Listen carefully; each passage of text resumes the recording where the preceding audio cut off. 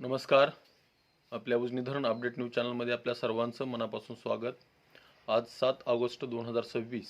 आज सकाळी उजनी धरणात येणारा विसर्ग किती आहे, दौंडच्या विसर्गात किती घट झाली आहे, त्याचबरोबर वीरचा विसर्ग किती आहे आणि सध्याला भीमा नदीमध्ये सध्याला पाणी किती चालू आहे याची आपण सविस्तर माहिती घेणार आहोत.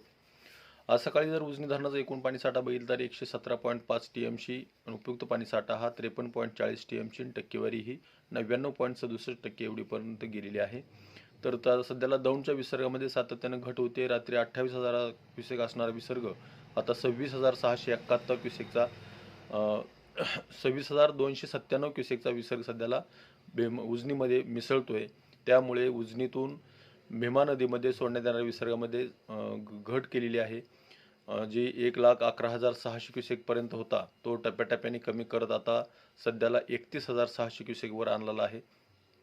कदाचित आणखी थोडाफार 4-5 हजारांनी कमी होऊ शकतो, पण जर दौंडचं पाणी जास्त कमी झालं तर, नाहीतर आहे तेवढा विसर्ग कायम राहण्याची शक्यता आहे. कारण सध्याला पुणे घाटमाथ्यावर, सातारा घाटमाथ्यावर हवामान खात्यानं पावसाचा पुन्हा एकदा रेड अलर्ट दिलेला आहे. त्यामुळं आणखी एकदा पाऊस चालू झाला तर पुन्हा एकदा पाणी येऊ शकतं. आणि सध्याला निराखोऱ्यातील जी धरणं आहेत ती जवळपास सगळी धरणं 100% झाली आहेत.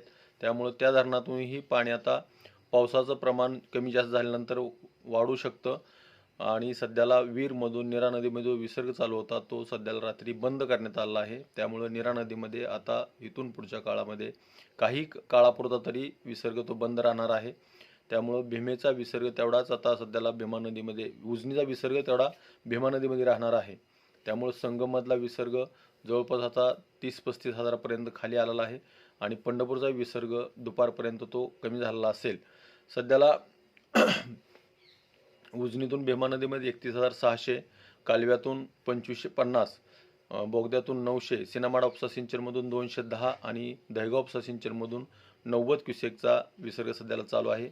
उजनी धरणाच्या पाणलोट क्षेत्राच्या वरची जे कोणी धरणं आहे त्या धरणाच्या पाणलोट क्षेत्रामध्ये सध्याला पावसाचं प्रमाण कमी झालं. गेल्या 2 दिवसांपासून पावसाचं प्रमाण कमी झाल्यामुळे त्यातूनही विसर्ग कमी होत गेला आहे. रात्री 30-35 हजारापर्यंत असणारा विसर्ग आज सकाळपर्यंत त्यामध्ये कपात होऊ शकते.